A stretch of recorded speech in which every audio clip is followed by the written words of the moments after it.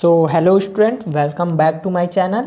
आज हम देखने वाले हैं छत्तीसगढ़ माध्यमिक शिक्षा मंडल द्वारा जारी प्रादर्श प्रश्न पत्र कक्षा 10वीं का, और विषय हमारा है आज का संस्कृत। इससे पहले हमने 4 विषयों का कक्षा 10वीं का प्रादर्श प्रश्न पत्र देख लिए हैं। उसका लिंक आपको डिस्क्रिप्शन में मिल जाएगा। वहाँ मैंने सभी विषयों के बारे में विस्तार से बताया है कि कैसे प्रादर्श प्रश्न पत्र आते हैं और उसके क्वेश्चन कैसे कैसे टॉपिक से पूछे जाते हैं। प्रादर्श प्रश्न पत्र इसलिए महत्वपूर्ण हो जाता है क्योंकि जो हम फाइनल बोर्ड एग्ज़ाम होता है हमारा, उसी पैटर्न में प्रादर्श प्रश्न पत्र आते हैं और इसमें जो क्वेश्चन आते हैं वो तो इम्पॉर्टेंट होते ही हैं, और इससे ये भी हमको पता चल जाता है कि किस टाइप के प्रश्न कितने नंबर के आ रहे हैं और किस टॉपिक से ज़्यादा क्वेश्चन पूछे जा रहे हैं।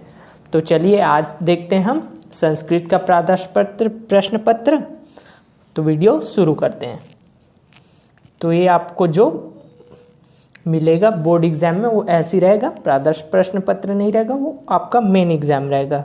प्रादर्श प्रश्न पत्र में इस समय आपको मिलेगा 3 घंटा, जो कि मेन एग्जाम में भी मिलेगा, और इसमें टोटल 18 प्रश्न रहते हैं।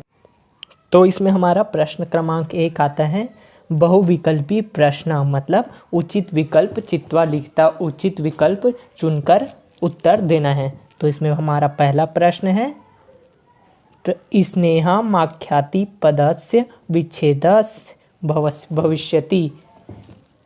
स्नेहामाख्याति शब्द का संधि विच्छेद लिखिए। संधि विच्छेद क्या होगा? तो इसका ऑप्शन आ है स्नेहा माख्याति, स्नेहामा आख्याति, स्नेहा आमाख्याति या स्नेहम आख्याति। तो इसमें एक आंसर सही है, तो आपको सही उत्तर लिखना है। इसी में दूसरा है अरक्षयत पदे लकारा अस्ति। अरक्षयत पद कौन सा लकार है? लट लकार, लिट लकार, लड लकार या लोट लकार। तो इसमें से कोई आंसर आपको उत्तर में लिखना है। और इसी में तीसरा है स्वामिना पदे विभक्ति भवति। स्वामिना पद का विभक्ति है, चतुर्थी विभक्ति होगा कि तृतीया, द्वितीया या षष्ठी। तो इसमें जो आंसर आपको लिखना है। तो ऐसे क्वेश्चन जरूर आएंगे, इस बार भी ऐसे क्वेश्चन ज़्यादा पूछे जाएंगे। प्रश्न क्रमांक इसमें चौथा है गणेशम नमः वाक्य गणेशम पदस्य शुद्ध रूप भवति। इसमें गणेशम शब्द का शुद्ध रूप क्या है? गणेशाय, गणेशात, गणेशे, गणेशस्य। तो ये गणेशम जो है वो अशुद्ध रूप है, तो उसके जगह कौन सा शब्द आना चाहिए जिसमें ये वाक्य शुद्ध हो जाएगा? तो ऐसे लिखना है। प्रश्न क्रमांक इसमें 5 है ओदनम सुक्तम पठांस उद्धृता। यजुर्वेद, ऋग्वेदात, अर्थवेदात, सामवेदात। ओदनम सूक्त सूक्ति कौन से पाठ में है, कौन से पुस्तक में है? तो यजुर्वेद में है या ऋग्वेद में है या अथर्ववेद या सामवेद। तो आपको जो आंसर सही है उसमें लिखना है। इसके बाद देखते हैं ब, पहला प्रश्न का ब, उचित संबंध योज्यत। तो इसमें एक तरफ रहेगा विदुषम भयछे वही रक्षा अत्येति सूर्य, और दूसरे तरफ है अति चंद्र बहुवचनम द्वितीय विभक्ति द्विवचनम। तो इसमें आपको सही जोड़ी मिला के लिखना है। तो आप सही जोड़ी नहीं मत लिखिए। जैसे कि पहला है विदुषम, तो विदुषम का जो आंसर रहेगा उसमें आप इस साइड उत्तर लिखिएगा, एक ख को लिखने की जरूरत नहीं है। अब इसी में देखते हैं स, पहला का स, मंजू साथ उचित विकल्प चित्वा रिक्त स्थानानि पूर्यत, मतलब रिक्त स्थान की पूर्ति कीजिए। शैले शैले न सर्वे भवन्तु खाली स्थान, सर्वे भवन्तु इसका आ जाएगा निरामय। रतनपुर राज्य परंते और महाकवि विशाखा दंतेन रचिता, और गुरु खाली स्थान सर्वे भवन्तु। तो इसमें 5 आपको दे दिया रहेगा, उसमें से आपको इसमें पांचों में का उत्तर लिखना है, खाली स्थान भरना है। अब आते हैं दूसरे प्रश्न में। प्रश्न क्रमांक दूसरा है हमारा अधोलिखित संख्याएं हिंदी भाषाएं लिखियत।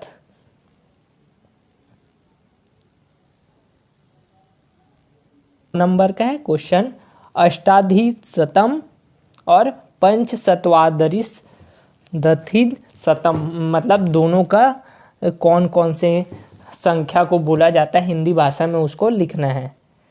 और प्रश्न क्रमांक 3 है अधोलिखित वाक्य रेखांकित पदे का संति, मतलब नीचे लिखे गए वाक्यों का रेखांकित पद का संधि विच्छेद लिखिए। इसका प्रथमोध्याय है और दूसरे का पितरोराज्ञाम, इसका आपको संधि विच्छेद करके नाम लिखना है। और प्रश्न क्रमांक 4 है रिक्त स्थाने प्रत्यय लिखवत, मतलब रिक्त दिए गए प्रश्न में रिक्त स्थान में प्रत्यय लिखिए। जैसे स्मृत है तो सम दन तह हो जाएगा, पूजितवान है पूजतन इतवान, नत्वा नम धन कत्वा, और शीतलता है शीतल धन ता हो जाएगा। ऐसे क्वेश्चन आपको आएंगे। तो ये क्वेश्चन है आधा नंबर का है, तो एक प्रश्न तो इसमें 4 है तो 2 नंबर का हो जाएगा। अगला देखते हैं प्रश्न क्रमांक 5 है मंजूषात उचित क्रियापदनाम चित्वा रिक्त स्थानम पूर्यस्ते, मतलब रिक्त स्थान की पूर्ति कीजिए। तो ये भी प्रश्न आधे आधे नंबर का है। तो पहला है कन्याएं प्रातः दुग्धम पीते हो जाएगा, बालका क्रीडते हो जाएगा, आवाम पठाम पठावा, और मुड़ा पशयान खड़ेसु रत्न संज्ञा विद्यते, इसका आंसर हो जाएगा। तो ऐसे क्वेश्चन आएंगे। प्रश्न क्रमांक 6 देखते हैं अब अधोलिखित वाक्येषु अवयम चित्वा लिखिता, वाक्य के अवयव लिखिए। जैसे इसमें क्या है त्वम काष्ठान एकत्र कुरु में कौन सा अवयव है, राधा सर्वदा सत्यम वदती में कौन सा अवयव है, और सत्य वचनम सर्वथा हितकारी भवती में कौन सा अवयव है। तो ऐसे आपको क्वेश्चन आएंगे। तो अब देखते हैं प्रश्न क्रमांक 7 इसमें। तो प्रश्न क्रमांक 7 है अधोलिखित विहग्रणाम स्थान समस्त पदानी लिखो। जैसे कि है बालकश बालकश बालकश, इसका क्या होगा विग्रह में, विद्या आलयम, इसका आखिरी में क्या शब्द आएगा जो समस्त पद के बराबर है। दृष्टांतपूर्वक, मतलब दोनों पद की जगह हम कौन से शब्द को लिख सकते हैं। तो ये 3 नंबर का 3 क्वेश्चन है। अब अगला देखते हैं प्रश्न क्रमांक 8 अधोलिखित वाक्यानाम संस्कृत भाषायां अनुवाद कुरुत, मतलब नीचे लिखे वाक्यों का संस्कृत भाषा में अनुवाद कीजिए।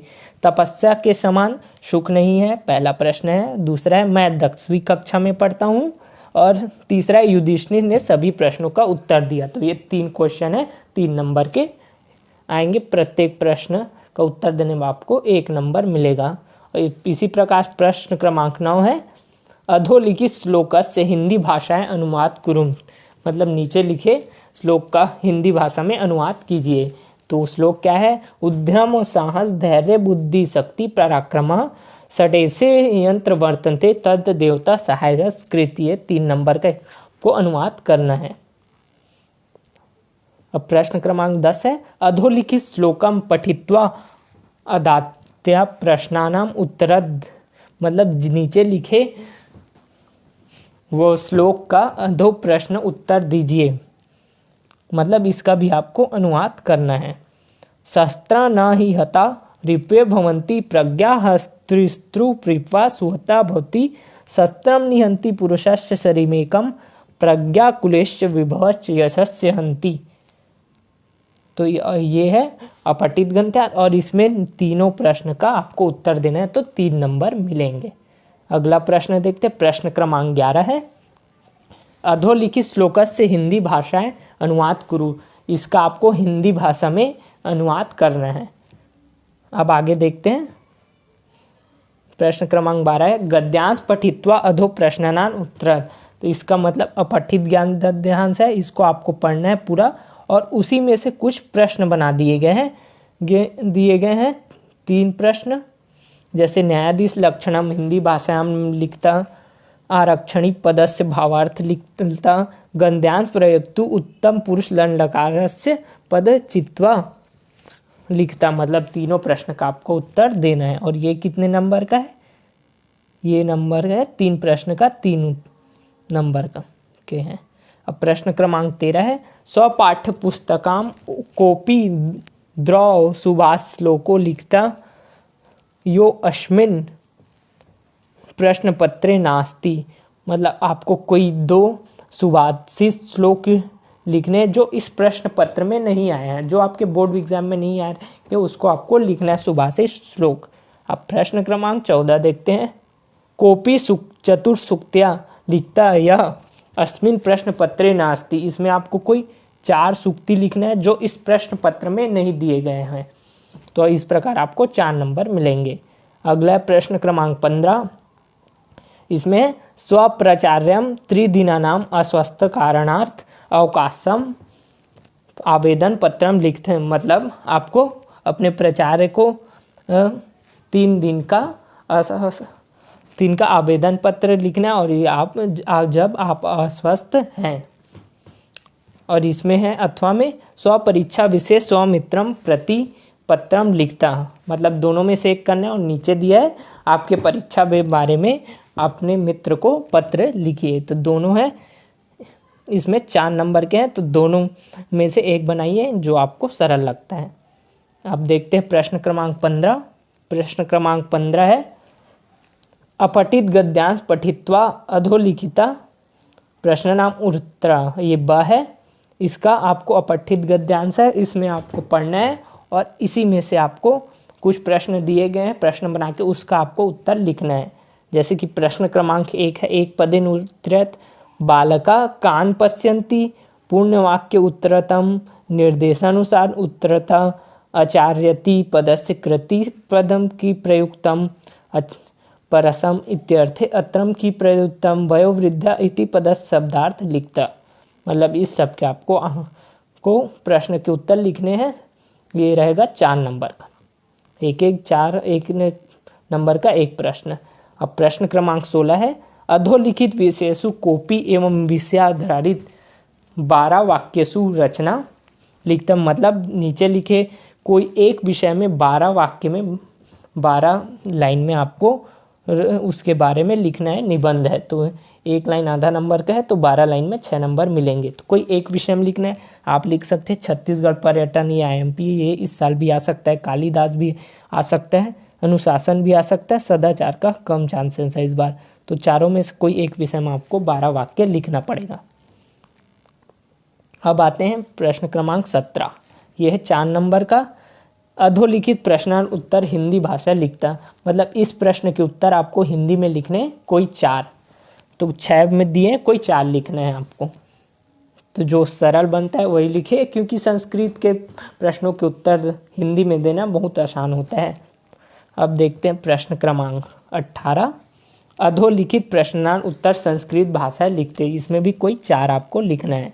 तो प्रश्न 1 है तीरथगढ़ प्रपातम कुत्र अस्ति, जलपातेन कुंठकोष्ठम की जातम, स्वामी आत्मानंद दस्य साधनम मंत्रम की, प्राणापान कति ऋष्या कस्मिन काले दीखना प्रकाशते, ये भी IMP है, इस बार ये आ सकते हैं। और तीसरा है बाणम ऐसा एव में निश्चय कस्य कस्थन मस्ती, तो इसमें 6 दिए रहेंगे, आपको कोई 4 लिखना है। तो आप जो आपको सरल लगता है वही बनाइए। तो ये था हमारा CG बोर्ड द्वारा जारी प्रादर्श प्रश्न पत्र 1 कक्षा 10वीं और विषय हमारा संस्कृत। इसमें प्रादर्श प्रश्न पत्र 2 भी है, 2 प्रादर्श प्रश्न पत्र जारी किए गए हैं छत्तीसगढ़ माध्यमिक शिक्षा मंडल द्वारा। तो मैं आपको प्रादर्श प्रश्न पत्र 1 के बारे में बताया हूँ और आपको इसका PDF मेरे टेलीग्राम चैनल में मिल जाएगा। इसका लिंक आपको मिलेगा हमारे डिस्क्रिप्शन में नीचे, तो आप वहाँ से ज्वाइन हो जाइए टेलीग्राम में, आपको इसका PDF मिल जाएगा, या फिर आप CG बोर्ड की वेबसाइट से जाके इसको डाउनलोड कर सकते हैं। तो आज के लिए इतना ही। अगर वीडियो अच्छा लगा हो तो वीडियो को लाइक कीजिए, और आपको इस प्रादर्श प्रश्न के पत्र के बारे में कोई डाउट हो, कोई प्रश्न गलत हो तो कमेंट कीजिए, मैं ज़रूर उसका रिप्लाई देने की कोशिश करूँगा। और अगर आप मेरे चैनल में नए हैं तो मेरे चैनल को सब्सक्राइब ज़रूर कीजिए। मिलते हैं अगले वीडियो में, धन्यवाद।